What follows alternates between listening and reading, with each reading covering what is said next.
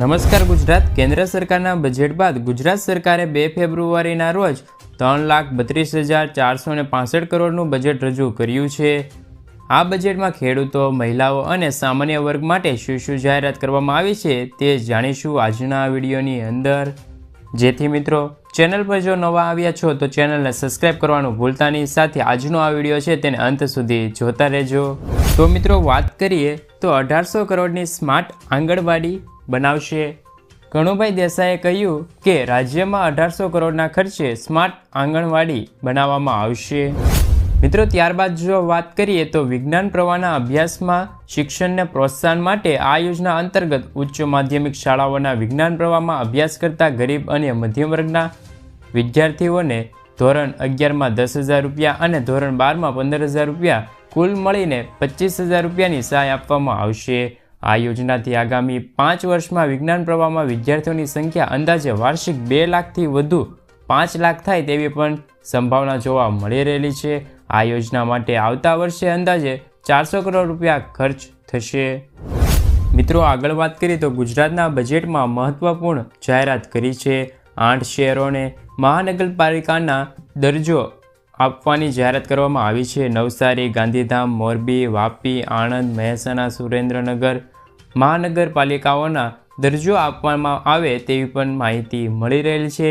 ત્યારે અત્યાર સુધી આ શહેરોમાં નગરપાલિકાનો દરજ્જો ધરાવતી હતી. ત્યારબાદ વાત કરીએ તો દીકરીઓ માટે નમો લક્ષ્મી યોજના શરૂની જાહેરાત કરવામાં આવી છે. 1250 કરોડ રૂપિયાની ફાળવણી કરવામાં આવી છે. ગુજરાત સરકારે બજેટમાં નમો લક્ષ્મી યોજનાની જાહેરાત કરી છે. આ યોજના માટે 1250 કરોડ રૂપિયાની ફાળવણી કરવામાં આવી છે. આ યોજનામાં 10 લાખ વિદ્યાર્થીઓને લાભ મળશે.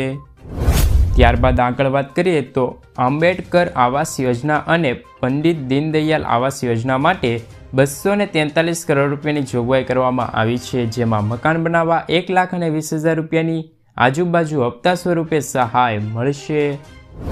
મિત્રો ત્યારબાદ જાણીએ તો PM યશસ્વી શિષ્યવૃત્તિ યોજના હેઠળ 10 લાખ વિદ્યાર્થીઓ માટે 504 કરોડ રૂપિયાની જોગવાઈ કરવામાં આવી હતી.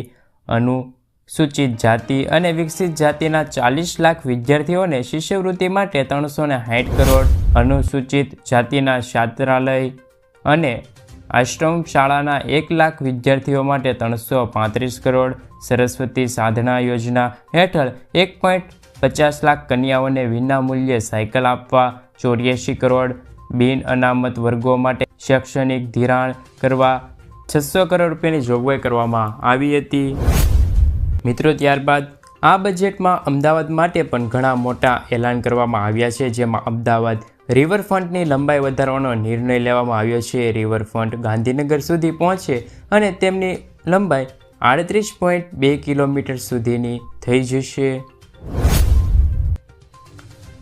મિત્રો ત્યારબાદના બજેટની મોટી જાહેરાતની અંદર વાત કરીએ તો 2500 નવી એસટી ખરીદવામાં આવશે. ગુજરાતના બજેટમાં મોટું એલાન છેક ગિફ્ટ સિટી સુધી જશે અમદાવાદની મેટ્રો.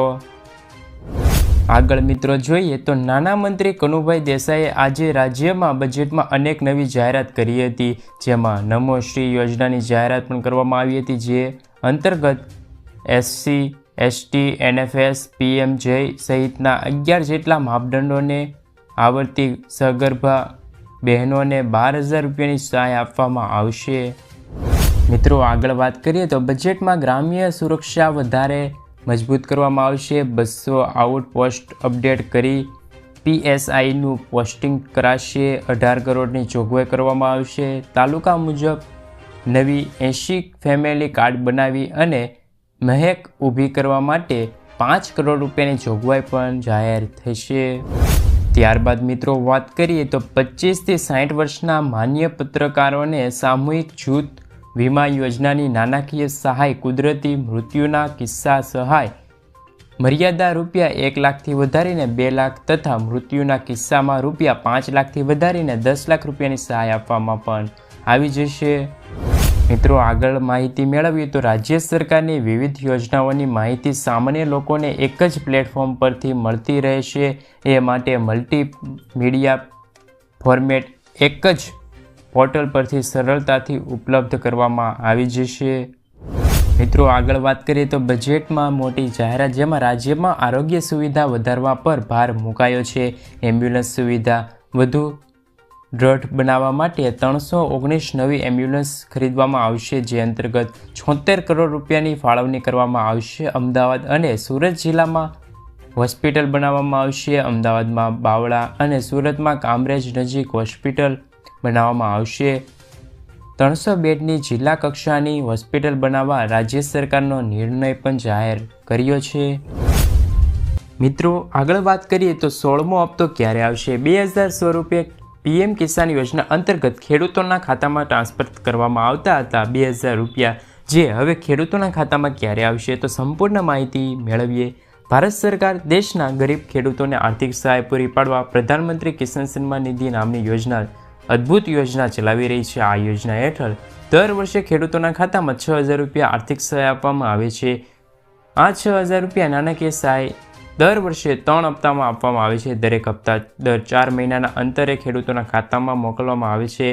15 નવેમ્બરના રોજ ખેડૂતોના ખાતામાં 15મો હપ્તો જાહેર થયો હતો. તો હવે ખેડૂતો 16મા હપ્તાની રાહ જોઈ રહ્યા છે. તો ખેડૂતોના મનમાં તો એક વાત હશે જ હતી, કારણ કે ગુજરાતનું બજેટ પણ જાહેર થયું છે. તો ગુજરાતના બજેટથી શું ખેડૂતોના ખાતામાં 2000ના બદલે વધારે રકમ આવી જશે? તો વાત કરીએ તો 16મો હપ્તો ક્યારે આવશે? લોકસભાની ચૂંટણી પહેલાં ખેડૂતોના ખાતામાં 16મો હપ્તો જમા કરવામાં આવે તેવી માહિતી પણ મળી રહેલી છે. મિત્રો ત્યારબાદના સમાચાર, ચાંદીના ભાવમાં થયો છે સામાન્ય કડાકો. આજે 22 કેરેટ 10 ગ્રામ સોનાના ભાવમાં 300 રૂપિયાનો વધારો થયો છે. તે સાથે નવો ભાવ 57,750 રૂપિયા થઈ ગયો છે, જ્યારે ગઈકાલે તેમનો ભાવ 57,450 રૂપિયા હતો. જ્યારે 24 કેરેટ 10 ગ્રામ સોનાના ભાવ છે તે 350 રૂપિયાનો વધારો થયો છે. એ સાથે તેમનો નવો ભાવ 63,000 રૂપિયાની આસપાસ પહોંચી ગયો છે, જ્યારે ગઈકાલે તેમનો ભાવ 62,670 રૂપિયા બોલાયો હતો. જ્યારે 1 કિલોગ્રામ ચાંદીના ભાવમાં 200 રૂપિયાનો વધારો થયો છે. તેમની સાથે તેમનો નવો ભાવ 75,700 રૂપિયા થઈ ગયો છે. મિત્રો આગળના સમાચારની અંદર વાત કરીએ તો કે ડ્રાઇવિંગ લાઇસન્સની માહિતી. જો તમારી પાસે 20 વર્ષ જૂનું એટલે કે 2004 પહેલાંનું ડ્રાઇવિંગ લાઇસન્સ છે તો તમારા માટે ખૂબ જ ઉપયોગી સમાચાર સામે આવ્યા છે, કારણ કે 12 માસ સુધી આ ડ્રાઇવિંગ લાઇસન્સ ઓનલાઈન તમે અપડેટ કરાવી દેજો. જો આમ ના કર્યું તો તમારું ડ્રાઇવિંગ લાઇસન્સ છે તે બંધ થઈ જશે. મિત્રો ત્યારબાદના સમાચાર, લાખ રૂપિયા જોઈએ છે તો ભૂલ કર્યા વિના જ તમને મળી જશે. નવા વર્ષમાં ભૂલ્યા વગર કરી લેજો આ કામ. 5,000 રૂપિયાની સહાય, જેમાં 20 લાખ રૂપિયા પણ મળી શકે છે. તેમાં સૌપ્રથમ છે કે ખર્ચ પર કંટ્રોલ કરો. SBIની શરૂઆત 2000 રૂપિયાનું રોકાણ કરવા તમારે મ્યુચ્યુઅલ ફંડમાં SIP ધોરણે કરવું પડશે. જો તમે વ્યર્થ ખર્ચા પર લાગુ મૂકો છો તો તમને દર મહિને 2000 રૂપિયાની બચત મળી શકે છે અને વાર્ષિક 24,000 રૂપિયાની બચત SIPમાં કરી શકો છો, જેના કારણે આશરે 12% તમને વાર્ષિક વ્યાજ મળશે. 5 વર્ષ બાદ તમારી પાસે આશરે 2 લાખ રૂપિયા જમા થઈ જશે. મિત્રો ત્યારબાદના સમાચાર, આયુષ્માન કાર્ડમાં થશે ફાયદાઓ. રાજ્ય સરકાર દ્વારા આયુષ્માન ભારત પ્રધાનમંત્રી જન આરોગ્ય યોજના હેઠળ નિર્ધારિત માપદંડોને પૂર્ણ કરતા પરિવારોને ઓપરેશન પ્રક્રિયા માટે દર વર્ષે ₹10 લાખનું મફત આરોગ્ય કવચ આપવામાં આવે છે. આ યોજના હેઠળ કોઈપણ હોસ્પિટલ દ્વારા ગેરરીતિ અટકાવવા માટે રાજ્ય સરકાર દ્વારા છે તે આની સંરચના કરવામાં આવી છે. મિત્રો આગળના સમાચારની અંદર વાત કરીએ તો જનધન ખાતા ધારકો ફરી આપે ધ્યાન. જો તમારી પાસે જૂનું બેંક એકાઉન્ટ છે તો પછી તમે તેને સરળતાથી જનધન ખાતામાં રૂપાંતરિત કરી શકો છો. આ માટે તમારે બેંક શાખાની જવું પડશે અને રૂપે કાર્ડ માટે અરજી કરવાની રહેશે. ફોર્મ ભરવું પડશે. આ પછી તમારું બેંક એકાઉન્ટ જનધન આરોગ્ય યોજનામાં ટ્રાન્સફર થઈ જશે. મિત્રો ત્યારબાદના સમાચાર, આજના સૌથી મોટા ખેડૂત ઉપયોગી સમાચાર. રાજકોટ માર્કેટયાર્ડમાં મોટા પ્રમાણમાં જણસીની આવક થઈ હતી.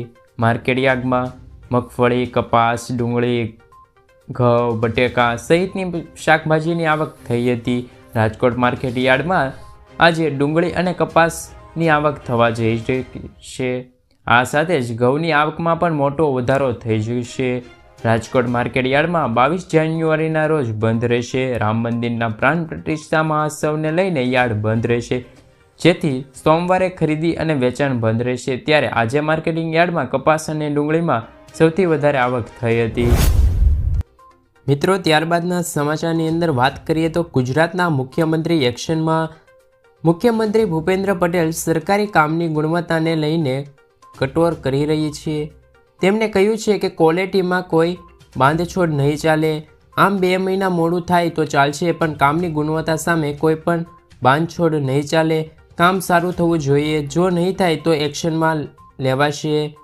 રાજ્યની મહાનગરપાલિકાની અને નગરપાલિકાઓને ચેક વિસ્તરણ કાર્યક્રમ તેમને આ નિવેદન આપ્યું હતું। મિત્રો, ત્યારબાદના સમાચાર કે જાન્યુઆરી 2024થી મફત અનાજ જેમાં ઘઉં અને ચોખા મફત આપવામાં આવે છે। જે રીતે તમે જોઈ શકો છો તે રીતે અહીંયા લિસ્ટ છે, જેમાં અનાજ ઘઉં અને ચોખાનું આપવામાં આવેલું છે, જેમાં કેટેગરી AAY, PHH અને AAY પણ છે, જેમાં કાર્ડ દીઠ 15 કિલો ઘઉં આપવામાં આવશે, વ્યક્તિ દીઠ 2 કિલો અને કાર્ડ દીઠ 20 કિલોગ્રામ વિનામૂલ્ય છે તે અનાજ આપવામાં આવશે। જેમાં ઘઉં છે તે મહત્વનું છે, સાથે ચોખા પણ અંત્યોદય કુટુંબોને પણ કાર્ડ દીઠ 20 કિલો વિનામૂલ્ય આપવામાં આવશે। તો મિત્રો, 2024માં રેશન કાર્ડના મોટા ફાયદાઓ। જો તમે BPL, APL 1, AAY ધરાવો છો અને રેશન કાર્ડમાં 6 મહિના સુધી અનાજ લેવા નથી જતા તો તમને અનાજ મળવાનું બંધ કરી દેવામાં આવશે, એટલે કે તમારું રેશન કાર્ડ સાયલેન્ટ કરી દેવામાં આવશે। તો વર્ષ 2024માં આવા સાયલેન્ટ કરેલા કાર્ડને ફરી શરૂ કરવામાં આવશે અને અનાજ પણ આપવામાં આવશે। મિત્રો, આવનારા 5 વર્ષ લાભ મળશે, જેમાં સરકાર દ્વારા રાષ્ટ્રીય અન્ન સલામતી કાયદા 2013 હેઠળ 5 વર્ષ માટે વર્ષ 2028 સુધી સરકારી અનાજ વિના મૂલ્યે આપવાની